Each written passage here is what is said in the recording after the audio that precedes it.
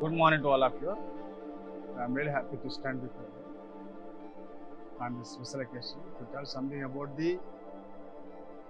our beloved teacher, Sasikala Madam. Devanayaka Sasikala மிஸ்ஸை பற்றி சொல்லணும்னா அவங்க வந்து ஒரு நல்ல ஆசிரியர் இருந்ததை தாண்டி ஒரு மனிதநேயமுக்குள்ள ஒரு நல்ல ஆசிரியை.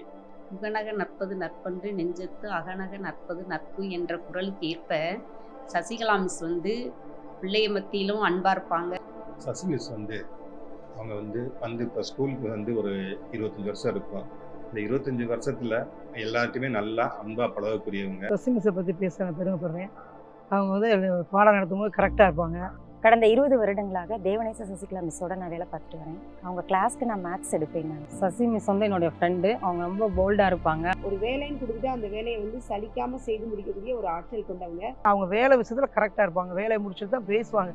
எனி டைம் யார்ட்டையுமே பேச்சு வச்சுக்க மாட்டாங்க. சொல்லலாம் ஏதாவது நாங்கள் ஜோக் அடித்தாலும் சிரிப்பாங்க நல்லா.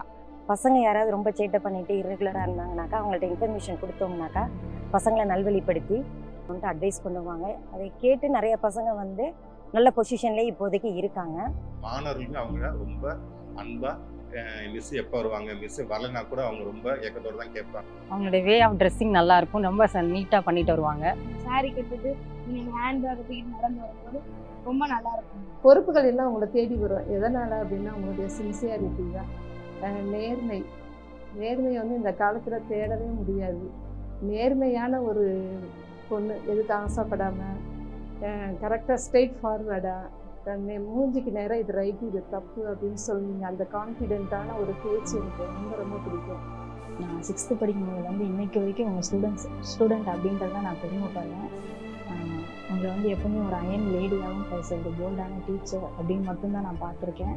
அப்படி தான் நீங்கள் இருப்பீங்க ஸ்கூலில்.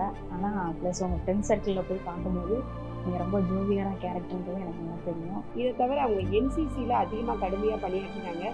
ஒரு லேடி ஒரு என்சிசியில் இருந்து இந்த அளவுக்கு சிறப்பாக பணியாற்றுறது ஒரு பெரிய சாதனை தான். என்சிசி ஆஃபீஸராக இருக்கும்போது அவங்களுக்கு கூட எல்லாமே ஹெல்ப்பாக இருப்பேன். அப்போ சொல்லும்போது சார் நீங்களும் கண்டிப்பாக என்சிசி ஆஃபீஸராக ஆகணும் அப்படின்னு சொல்லி எனக்கு அவங்க ஊக்குவிச்சு கண்டிப்பாக அவங்க ஓசிட்ட சொல்லி எனக்கு ஒரு இதை வாங்கி கொடுத்தாங்க. நானும் அதே மாதிரி ட்ரைனிங்லாம் போயிட்டு இப்போ நானும் என்சிசி ஆஃபீஸராக இருக்கேன். இப்போ என்சிசி ஆஃபீஸருக்கு காரணமே சசி மிஸ் தான். என்சிசி ரொம்ப அவங்க அதில் ஈடுபாடு கொண்டு எல்லா ஊருக்கும் பிள்ளைங்களை கூட்டிட்டு போவாங்க. உழைப்பு, கடமை, கண்ணியம் அப்படின்னு எடுத்துக்கிட்டா சாரி எந்த இடத்துல சாரி கேட்கும்போது சின்ன பிள்ளையோ பெரிய பிள்ளையோ அப்படின்னு பார்க்க மாட்டாங்க. தப்பா சொல்லிதான் சாரி எடுக்கணும். அப்புறம் உங்கள் என்சிசி ட்ரெஸ்ஸு எனக்கு ரொம்ப ரொம்ப பிடிக்கும். அந்த கெட்டப்பில் பார்க்கும்போது அடிக்கடி ஃபோட்டோஸு ஸ்டேட்டஸ்லாம் நானே வச்சுக்கிடுவேன். இந்த ட்ரெஸ்ஸு சசிக்கு ரொம்ப அழகாக இருக்குது. இல்லை பிடிச்சது ரொம்ப என்னன்னு கேட்டப்ப எல்லாரும் சொன்னது மிஸ் என்சிசியில் 10 இயர்ஸ் இருந்தப்போ அவங்க ஃப்ளாகை அப்புறம் என்சிசியில் அந்த யூனிஃபார்ம் உங்களை தவிர வேறு யார் போட்டாலுமே அது செட் ஆகாது. உங்களுக்கு மட்டும்தான் அது செட் ஆகும். நான் என்சிசிலேயே உங்களுக்கு ஸ்டூடெண்ட்டாக இருக்கேன் அப்படின்றதுலையும் எனக்கு ரொம்ப சந்தோஷம், பெருமையாக. முக்கியமாக சில விஷயங்கள் சொல்லணும்னா அவங்களுடைய நேரம் தவறாமை. பள்ளிக்கு என்ன எப்பயுமே காலதாமதமாக எனக்கு தெரிஞ்சு அவங்க வந்ததில்லை. மிஸ் நீங்கள் தான் டைமிங்க்கு ஒரு கேராக பார்த்தது. என்கிட்ட எப்போவுமே கேட்டே இருக்குங்க, என்னெல்லாம் ஸ்டூடெண்ட்ஸ் பிடிக்குமா அப்படின்னு இருக்குங்க. நம்ம உங்களுக்கு ரொம்ப பிடிக்கும். நீங்கள் எல்லாமே டைமுக்கு கொடுப்பீங்க, பர்ஃபெக்டாக பண்ணுவீங்க. உங்களை பார்த்து நாங்கள் நிறைய கற்றுக்குறோங்க. அதே மாதிரி உங்கள் கிளாஸ் ரூம் எப்படி நீட்டாக வச்சுக்கணும், ஒருத்தவங்கள்ட்ட எப்படி பேசணும், லெசன் உங்களுக்கு சொல்லிக் கொடுக்குறது, கிராமர் பொறுத்த வரைக்கும் ரொம்ப ஈஸியாகவும் அண்டர்ஸ்டாண்ட் பண்ணுற அளவுக்கு நல்லா ஈஸியாக சொல்லிக் கொடுக்குறோம். பார்த்ததுல எந்த லேடியும் அவ்வளோ அருமையாக டீச் பண்ண மாட்டாங்க. ஸ்லாக் ஆகிடும் அவங்களுக்கு தான். ஆனால் நம்ம நேர்மையாக உழைக்கணும், வாங்குகிற காசு நம்ம உடம்புக்கு சேரணும் அப்படின்னு சொல்லிட்டு ஒரு பைசா கூட வேஸ்ட் பண்ணாமல் பிள்ளைகளுக்கு தேவையானது அழகாக செஞ்சு கொடுப்பீங்க, ட்ரைனிங் கொடுப்பீங்க. அதெல்லாம் நான் ரொம்ப ரொம்ப ரசித்து பார்த்தது. உங்களையும் ஸ்டூடெண்ட்ஸ்க்கு பிடிக்கும். ஏன்னா நீங்கள் உங்களோட இதில் கரெக்டாக இருந்திருக்கீங்க, ஸ்டூடெண்ட்ஸ்க்கும் கரெக்டாக நடந்திருக்கீங்க.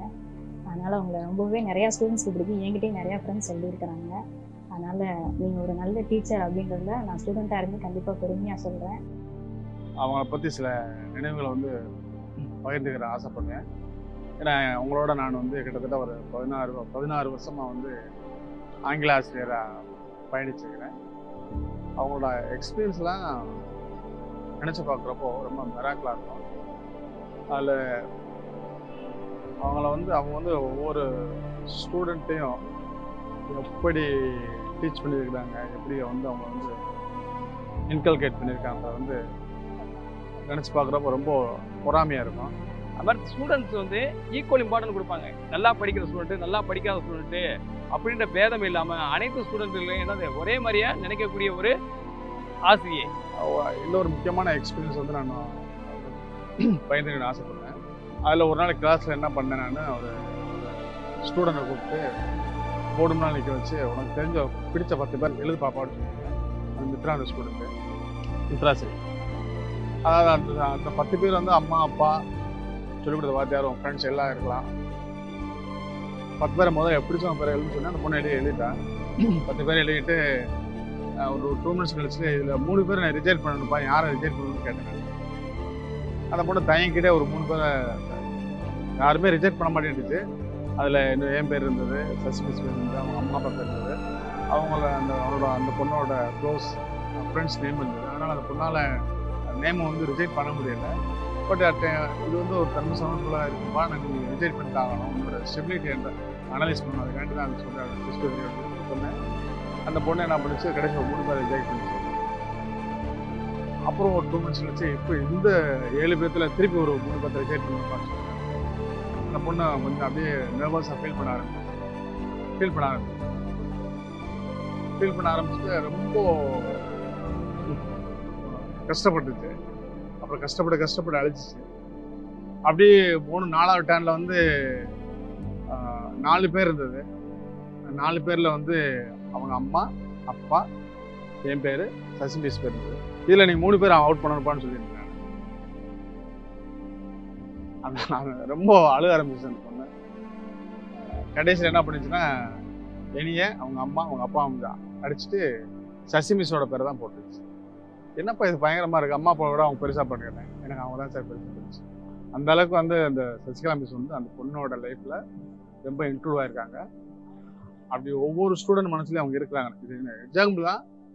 அவங்க எவ்வளோ ஸ்டூடெண்ட் படிச்சிருப்பாங்களோ, இந்த பொண்ணு எந்த மாதிரி நினச்சிருக்கோ அதே மாதிரி தான் மித்த பொண்ணுங்கள்லாம் அந்த டீச்சர் நினைப்பாங்கன்றது என்னோட எண்ணம். அவங்க வந்து எப்பயுமே வந்து ஹானஸ்டாக இருப்பாங்க. தனக்கு மனசில் பட்ட விஷயங்கள் நேர்மையாக பேசுவாங்க.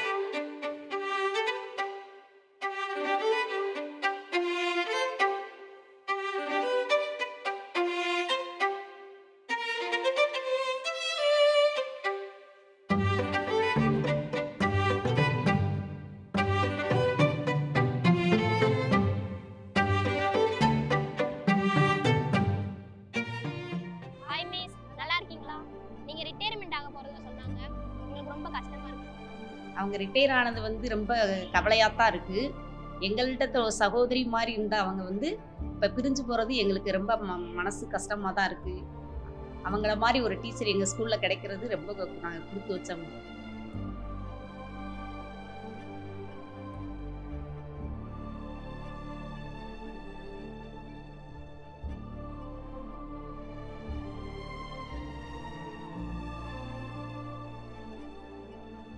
அவங்க ரிட்டையர்மெண்ட் வந்து எங்களுக்கு கொஞ்சம் மன வருத்தமாக தான் இருக்குது. ஆனால் இருந்தாலும் அவங்களுடைய அந்த ரிட்டையர்மெண்ட்டில் வந்து அவங்க நெடுநாளுக்கு நல்லா வாழணும், அவங்க வாழ்க வளமுடன் என்று சொல்லி அவங்க வாழ்த்திக்கிறோம். இப்படிப்பட்ட ஆசிரியர் நம்ம பள்ளியிலேருந்து ஓய்வு பெறாங்கன்ற கவலை தான் அனைத்து ஆசிரியர்களுக்கும் உண்மையிலே இருக்குது. அவங்களுடைய ஓய்வு பணி நிறைவு காலம் மேலும் சிறப்பாக இருக்கணும், குடும்பத்தில் இருக்க அனைவரும் இறைவன் அருளால் நல்ல சீரும் சிறப்பாக இருக்கணும்னு சொல்லிட்டு இந்த தலைமை ஆசிரியர் சார்பிலும் மற்ற ஆசிரியர் சார்பிலும் எங்களுடைய மேனேஜ்மெண்ட் சார்பிலும் உண்மையிலே அவங்களுக்கு வாழ்த்துக்கள் தெரிவித்துக்கிறேன்.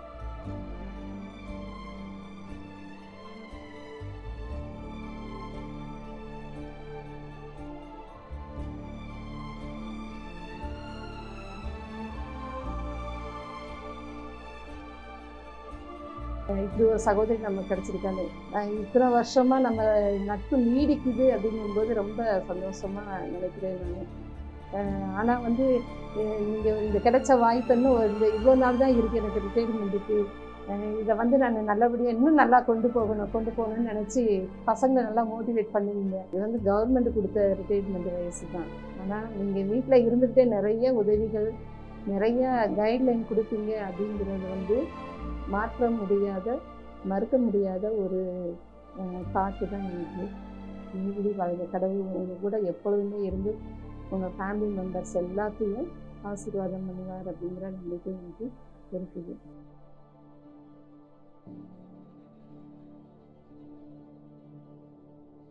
அவங்க இப்போ ரிட்டையர்ட் ஆகுறதுன்றது கொஞ்சம் மன வருத்தத்துக்குரியதாக தான் இருக்குது. இருந்தாலும் என்ன செய்யணும், வயது மூப்பின் காரணமாக அதை நம்ம ஒரு பக்கம் ஏற்றுக்கணும்.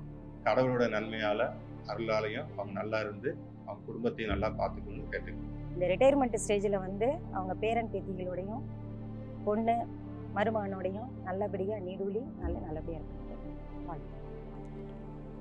கேள்விகளால் வேள்வி தீயினை மூட்டியவர், தன் பதில்களால் மதில்கள் கோடி தாண்டியவர், எல்லைகளெல்லாம் சிறகுகளுக்குத்தான் சிந்தனைகளுக்கு இல்லை என்பதை தன் ஒவ்வொரு செயலிலும் நிரூபித்தவர். இனி எப்போதும் உங்களைப் போலொரு மனுஷியை காண்பது அரிது. முப்போதும் புகழ் பாடினாலும் உங்கள் சாதனைகள் முன்பு அவை மிகச் சிறிது. விடை கொடுக்க மனமில்லை என்றாலும் வேறு திசையில் இருந்து எங்களை வழிநடத்துவீர் என்ற பெருநம்பிக்கையுடன் உங்கள் நலம் பெருகும் வாழ்விற்கு எங்கள் வாழ்த்துக்கள்.